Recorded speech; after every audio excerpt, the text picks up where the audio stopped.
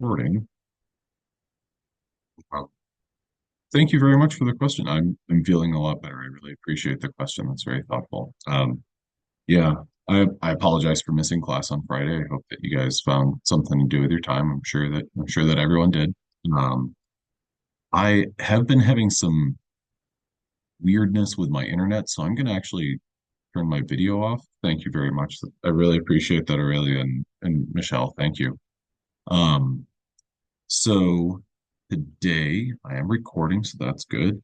What we are going to do is one, or one thing that I want to mention is that despite missing class on Friday, um, this doesn't throw our schedule off.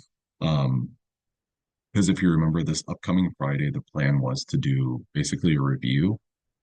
We might do a small amount of lecture of new stuff, but if we do, that's not going to really throw the review for the exam.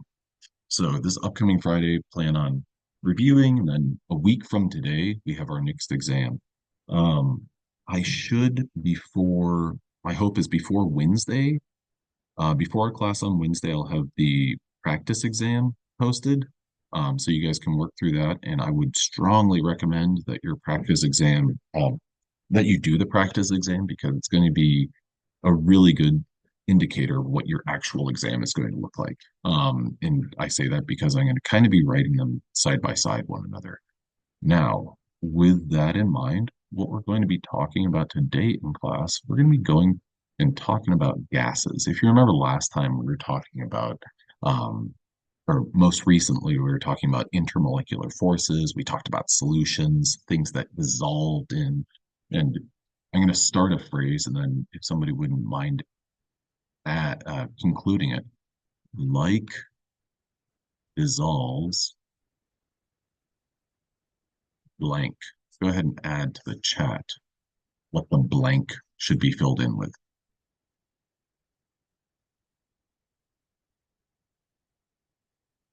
Perfect, Caitlin. Awesome. Yeah, like dissolves like.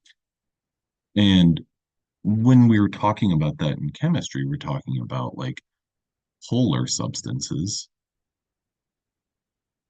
or I'll just say polar dissolves polar. I'm going to say NP for nonpolar dissolves NP or nonpolar.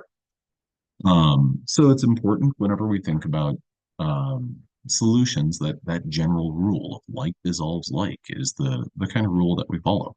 Now, gases, when we talk about gases, we're going to go ahead and ask this question.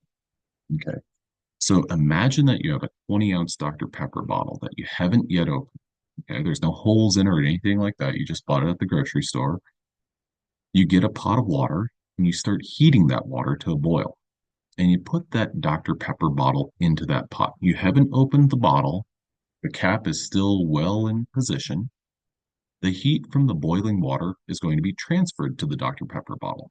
If you heat it for a while, and I'm going to say like you bring the water to a boil or close to it, what do you think is going to happen to the Dr. Pepper bottle? Okay, so here are the answer options. We've got answer option A, nothing. B, the bottle will burst open. C, the plastic bottle will melt and the bottle will burst open. I'm unsure about the sequence, but I expect both will happen. Or D, the Dr. Pepper inside the closed bottle will magically evaporate.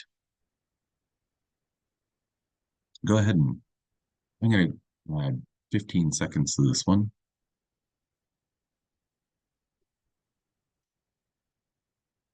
Go ahead and add your answer to this one.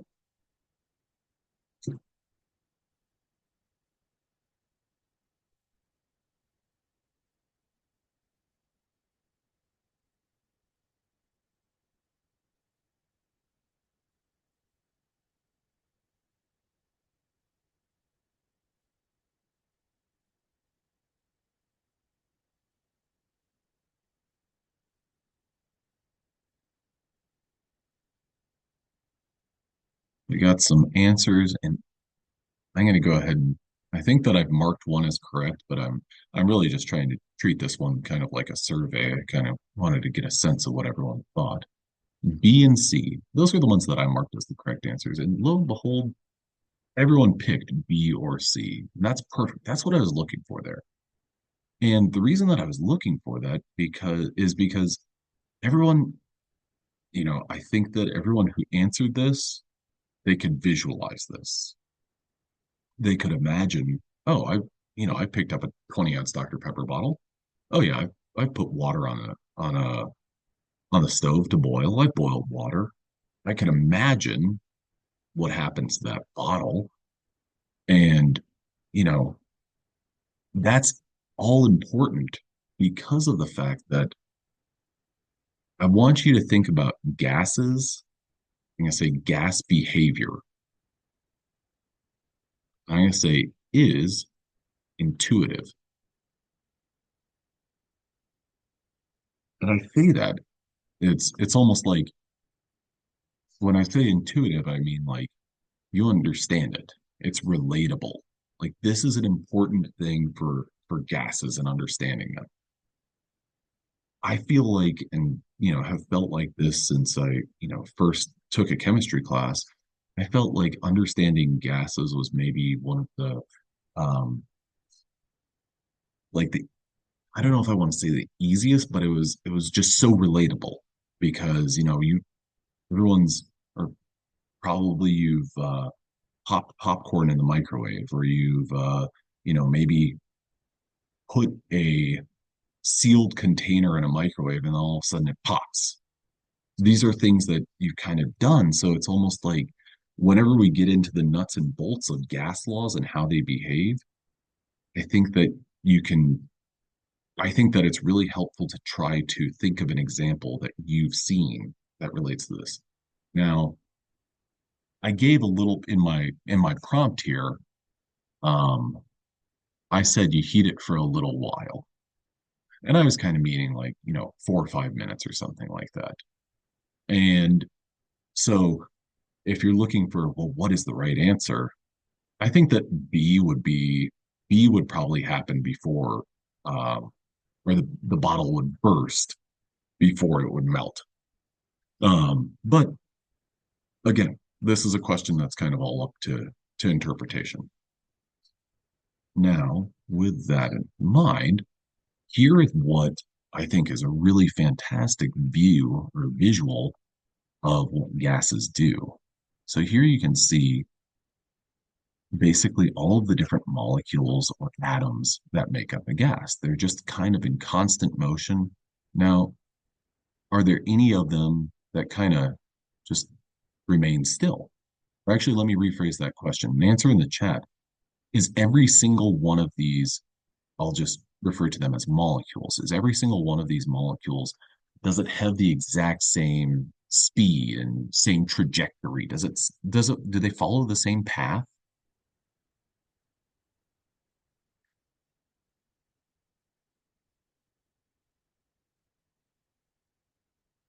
It looks like they don't really follow the same path. And it kind of looks like, I mean, to put one word to this, I would describe this as pretty chaotic. It's almost like every single one of these, I mean, I have I have uh little boys. I have an 8-year old, a 6-year old, and a 4-year old. Um, and I've gone to my 4-year old's class before, and this is what a pre-K classroom kind of looks like. Each one of those atoms or molecules being one of the kids. They basically run and they move around until a couple of things or one of a couple of things happen. Either they hit a wall or they hit one another. They will remain kind of in constant motion, moving quickly. And and then there's always one, much like one of these atoms, that just kind of like stops. And you're like, and my 4-year old, I kind of look at him, I'm like, uh-oh, you're not moving. I think you're going to the bathroom in your pants. Uh-oh. And then moments later, they all start moving around again. So then it's like, Did they go to the bathroom in their pants?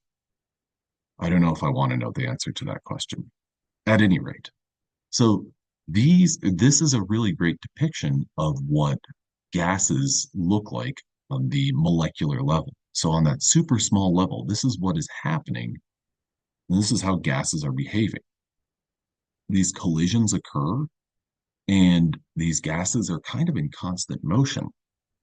Now, with that in mind, let's now think about, again, your Dr. Pepper bottle.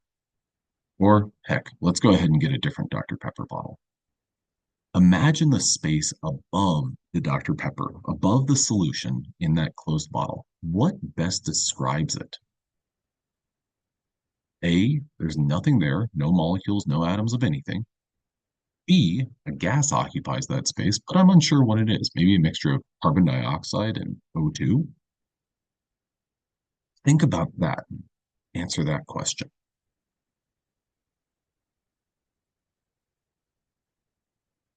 And for answer option A, I'm basically saying um, the nothingness of space is above the Dr. Pepper.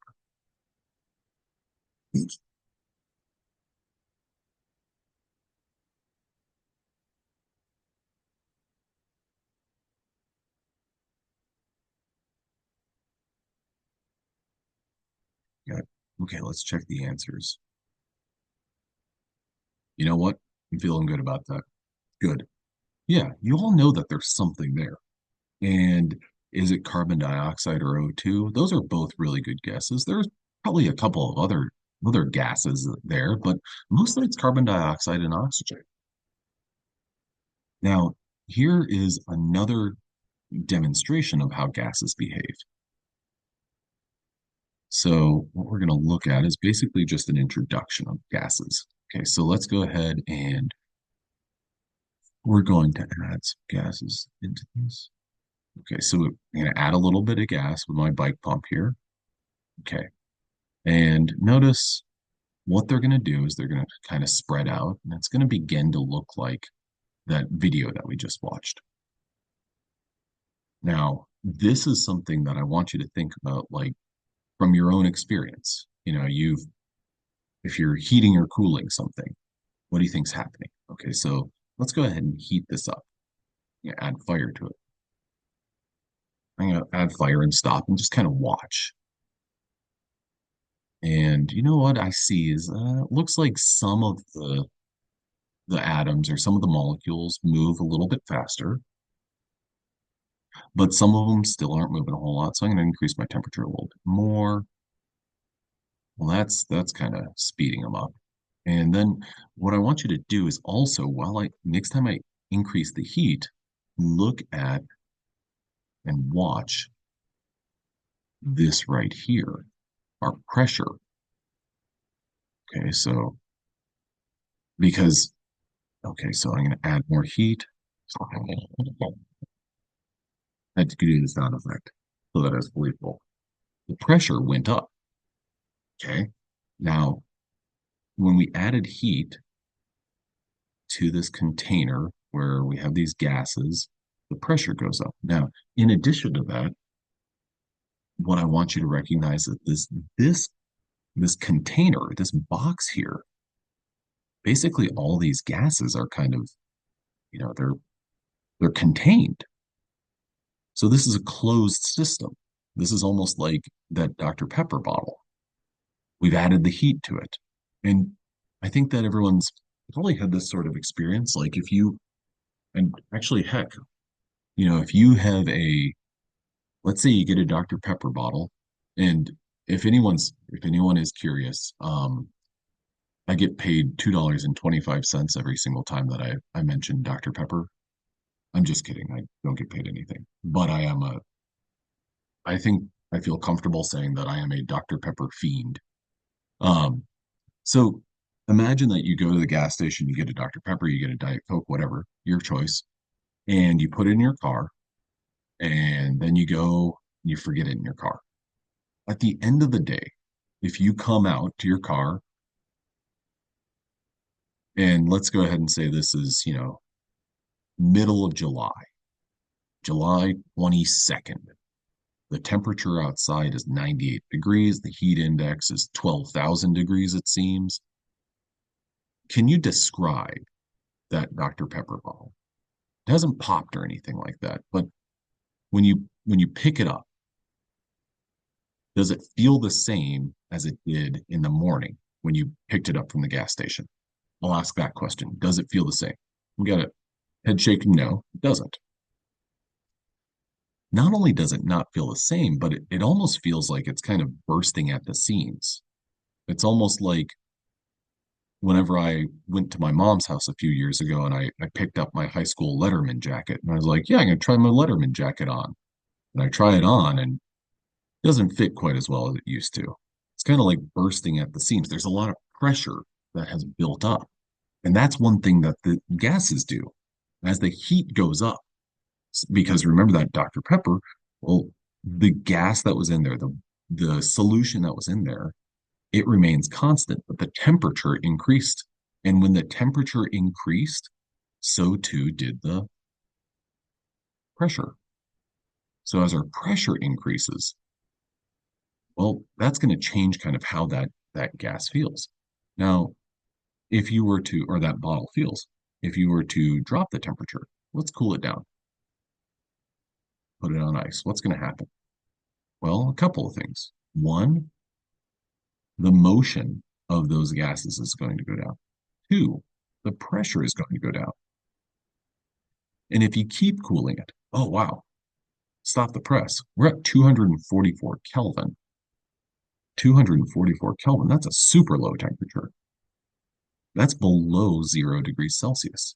If we continue cooling, we get down to like 169 or get down to, and actually before I answer or before I go forward, um, can our temperature in Kelvin be below zero?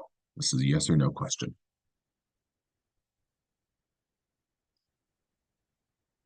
Can it be below 0 Kelvin? Below 0 Celsius, yeah. Below 0 Fahrenheit, yeah. You got to vote. Kelvin is Kelvin, remember, is that absolute scale. The lowest that the temperature can be in Kelvin is zero. So Kelvin, it's never going to go below zero. It's just going to basically that kind of a it would be described as like a theoretical temperature. So we can keep cooling it, but it's never going to get below 0 Kelvin. Okay, so I'm going to keep dropping it down and I'm getting it lower and lower. What happens to these gases? They start going slower and slower. Again, this is like my 4-year-old's preschool class. They're playing like a little game and you ask everyone to walk like zombies or something, and they're going to slow down until they're just going to stop. And this temperature, we're not even going to drop it all the way down to 0 Kelvin. But as our temperature goes down, our pressure goes down. As our temperature goes down, the motion of these gases goes down. The motion of the molecules and atoms that make up these gases go down. Increase the temperature, the opposite takes place. This is one of the reasons that I always found it really helpful to understand gases or to talk about gases because they kind of behave in like a way that maybe I haven't thought about it at the molecular level, but these are things that I've kind of seen from, you know, my, my, I'll say ill-fated attempts to cook foods and microwave things. This is why, one of the first kind of guidelines you're given when it comes to cooking is you never want to heat a closed container. Why? Because it might blow up, because the pressure on that container is going to basically be stuck. Now, when it comes to gas laws, so basically these are kind of the laws by which gases are, I guess you could say governed, but the way that they are understood and they behave. Well, there's a relationship between pressure and volume, volume and temperature, pressure and temperature, volume and amount. Okay. So if you think about, or what's really helpful for me is to think about a volume like a container. So think about it, that 20-ounce bottle of Dr. Pepper. The volume there is 20 ounces. Okay. Now, we're going to get into all of these relationships. These are all of the important relationships for understanding gases. And we're going to do a couple today, and then we're going to do a couple on Wednesday. Now, the first one that you need to understand is a gas law or a relationship between pressure and volume. This is known as Boyle law. This says that pressure times volume is going to be constant. So think about, think about that Dr. Pepper bottle and think about the pressure that's in there in that Dr. Pepper bottle. What do you think will happen to the pressure when we increase the volume at constant temperature? Okay. So let me kind of rephrase this. And this, I'm just looking for kind of chat responses because I want this to be kind of part of a discussion. What do you think will happen to pressure when we increase the volume at constant temperature? So imagine this. We've got a container. We've got gas, gas, gas, gas, gas, gas. Okay. Now we've got a larger container. Okay. If you notice, I've got 6 molecules here. And then I've got 1, 2, 3, 4, 5, 6. Okay. So what do you think is going to happen if I take all of the gas that's in here and I put it into a larger container? Now, let me ask you this question. Have I increased the amount of gas? This is my first question. I'd like responses. Okay. The pressure will decrease. You're absolutely right. Because not only did I keep the temperature constant, but the amount was constant. So I didn't change those things. Now, if let's say that I increase the increase the volume and I increase the amount, well, then it's a little bit more difficult. But if the amount and temp are constant, then you're absolutely right. My pressure will decrease. Now, another way to think about this, and this is a really important way to think about it, is let's let's imagine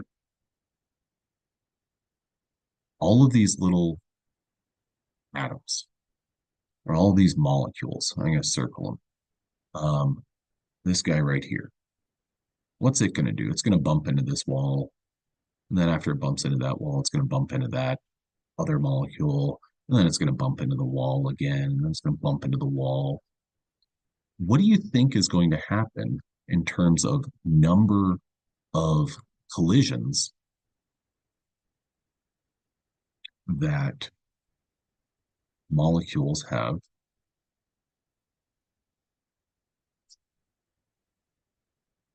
with one another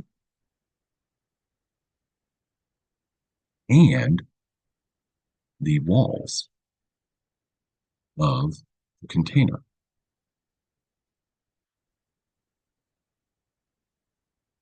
What do you think is going to happen to the number of collisions when we go to the larger container? And this one compared to this one right here. Is our number of collisions going to go up? Is it going to go down? Is it going to be unchanged? What do you think? It's going to go down. You're absolutely right. You're absolutely right, Ren. The number of collisions will go down because, well, it's almost like you take a classroom of 4-year-olds and you move them from a 100 square foot room to a 1,000 square foot room. Their behavior is going to change, but their chances of hitting the walls are going to be lower. If they're totally random, which gas atoms are and gas molecules are, they're going to be totally random. The collisions are going to decrease, and so too is the pressure. So I want you to kind of think about number and frequency, how often a collision occurs. think about that related to the pressure. Okay, now I'm going to clear all my drawings. You're absolutely right. For this one, I want you to take away that it will decrease the, um, we've increased our volume, the pressure is going to decrease. Okay, now to visualize that, here what we have is to visualize what's happening here. I'm going to this video, we're going to watch this video. And what this is going to show us at the top of the screen, we have a pressure gauge. And then we've got a bunch of uh, marshmallows in there. Okay, so as our pressure, if you look at that pressure gauge at the top, the pressure is increasing. What is happening to those marshmallows? They're like doubling and tripling in size as that pressure increases. But then they're expanding. You're absolutely right, cortisol. They're expanding, and then when you drop that pressure, which is what we see up here, basically you kind of have a release valve there. What happens to those marshmallows? They revert back to their original size. You're absolutely right. Great job, Corey. So this is something that's going to happen with a as pressure increases or decreases, you're going to have a visual of that. Now, that is Boyle's law. So Boyle's law, as you keep the amount of a substance and the temperature constant. Now, when you increase the volume, pressure is going to change. Okay, now another way that you can think about this is a relationship between pressures. So, what happens to the volume when we double the pressure at constant temperature? Okay, so here what we have is think about this as a almost like a part of a car engine where um, you've got a chamber that has a specific volume. Here's our pressure, 1 atmosphere. Here's our pressure, 2 atmospheres. And I'm happy that this references this. One of the units that we will be familiar with or that we need to be aware of is atmospheres. Um, Pressure is typically measured in atmospheres or kilopascals. I think what we're going to start with and see most often is atmospheres. Okay, so what this is showing us is when we take our pressure from 1 atmosphere and we double it to 2 atmospheres, think about pressure is force, force over area. So we're applying a pressure, this, this mass right here,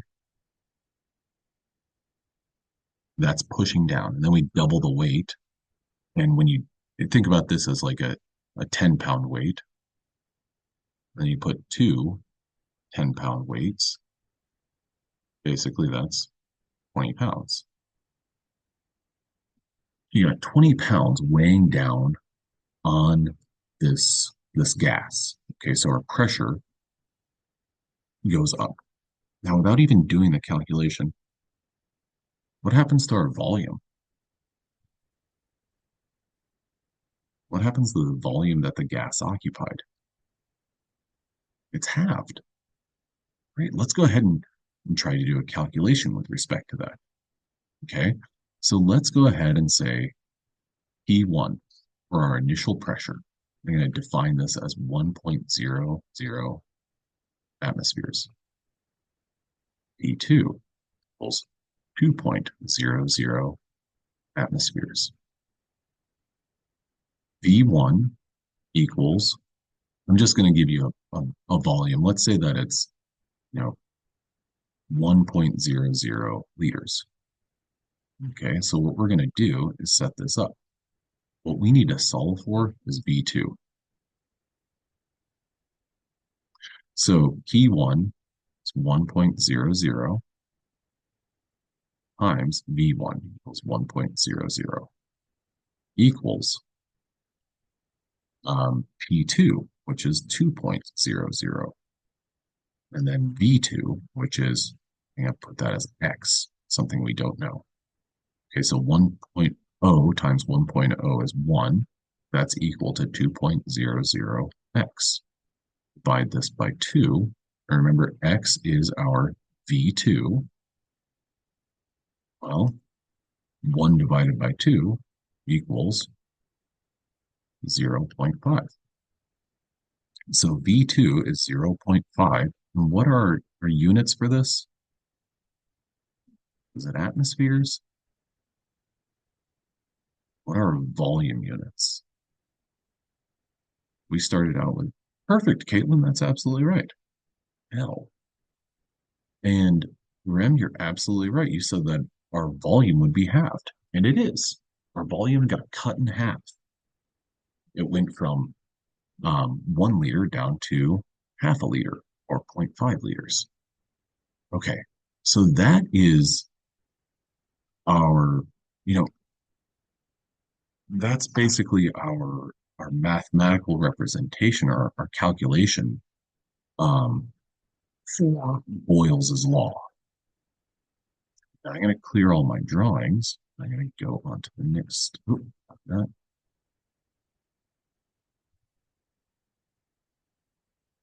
Go.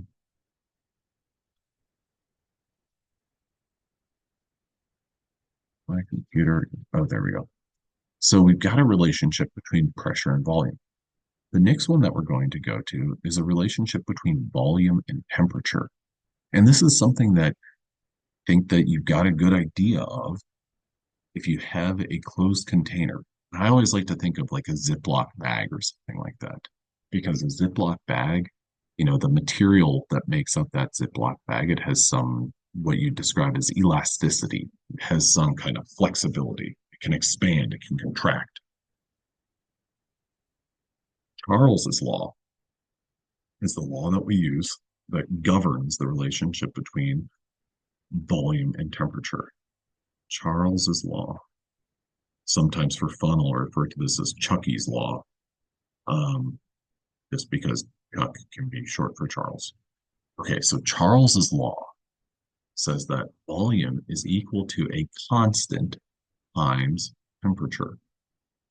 Okay, so what do you think will happen to the volume of a container when you increase the temperature at constant pressure? What's going to happen to the volume? Is it going to increase, decrease, or not change? Okay, we're not changing the temperature. We're increasing the volume. Okay, so let's think about this and let's try to give ourselves a visual. What do you think happens to the volume when we increase the temperature at constant pressure? Okay, so this, I'm going to use my drawing tool to give myself a, let's go ahead. Here's my Ziploc bag. And in my Ziploc bag, I've got lots of molecules. Boop, boop, boop, boop, boop, boop, boop, boop, boop, boop, boop, boop, boop, boop, boop. Okay. I want to heat them up. What's going to happen? And again, this is a Ziploc bag. That Ziploc bag can expand a little bit. Now, if I heat it up a whole lot, what's going to happen to that Ziploc bag? I'll give you a hint. It's going to do something that starts with a P. If you heat up a Ziploc bag that you've got closed, what's going to happen to it? It's kind of like a balloon. Eventually, it's going to pop. Well, when a balloon or something pops, you could kind of think about it as it's basically the container has expanded so much, or the volume has increased so much. So what do you think will happen to the volume when we increase the temperature at constant pressure? Pressure is going to remain constant. We're going to, the volume is going to increase. Absolutely right. Great job. Oh, okay. Now, next up, how do we visualize this? Okay, I'm going to clear Now, I want you to look at this picture at the lower right-hand corner. Okay. Does anyone know what that liquid that's being poured onto that balloon is? I'll give you a hint. It's cold. Liquid nitrogen. You're absolutely right. If you ever have a balloon, like we've got up here, at room temperature, and then we pour liquid nitrogen, that's absolutely right, cortisone. What's going to happen in that balloon is it shrinks up. Now, at some point, that liquid nitrogen might cause the balloon itself to rip, but more than anything else, the balloon's going to shrink. Okay. Now, let's go ahead and do a calculation like this. Before we do, though, there's a couple of important details to know. The first important detail to know is that our temperature for this must always be in units that are Kelvin. So what that means is if you see a question that says temperature equals 37 degrees Celsius, well, you need to convert that. Does anyone remember the conversion, what you need to do to take a temperature in degrees Celsius to Kelvin? Give you a hint. You need to add. So you need Caitlin, spot on. Now, for our purposes, yeah, add 273. More specifically, it's 273.15. Okay, so if we wanted to convert this from 37 degrees Celsius to temperature Kelvin, it would be 310 Kelvin. Like I said, for our purposes, we're going to say 310. We're not going to go with 310.15. Now let's say that we have a container, and let's say that we've got a balloon and the balloon's volume is, let's go with 750 milliliters. And then what we're going to do is we're going to take that balloon that's at 750 milliliters. Let's say it's initially at 310 Kelvin, E1, V2, and T2. We're going to drop the temperature to 250 Kelvin. Okay, how do we do this calculation? Well, and what are we trying to do? First of all, understanding this right here, this right side is going to be super helpful. It's going to give you an idea, okay, what should I expect? Being able to predict. Before we answer it, before we plug our calculation, plug all the numbers in, let's say that you had the following answer options. Rim, thank you for asking. This is the temperature that I decided. We are cooling. Thanks for asking. I know that you're not the only person who had that question. We're cooling the balloon to, so I'm going to say starting temp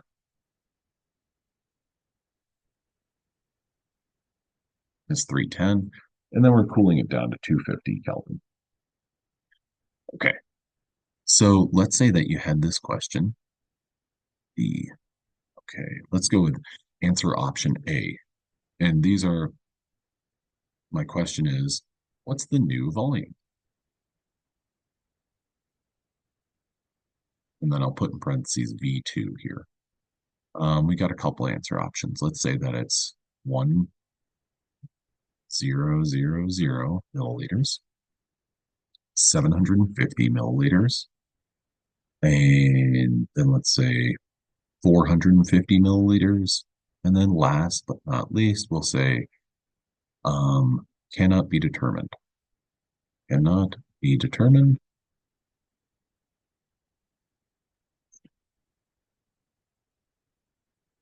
Now, before you look at these, before you answer them, um, these numbers, these A, B, and C numbers are really there because what I want you to be able to do is think about this question and make a good prediction.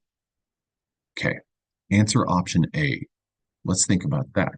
Answer option A says that the volume of our container, of our balloon, what did it do? Increase or decrease when we cooled it down?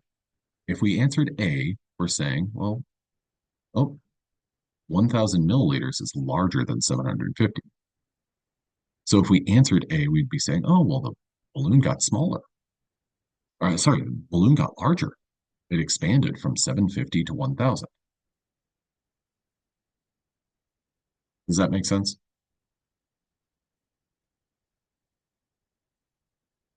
So I'm going to give a little commentary. A says balloon expanded. B says that balloon stayed the same size.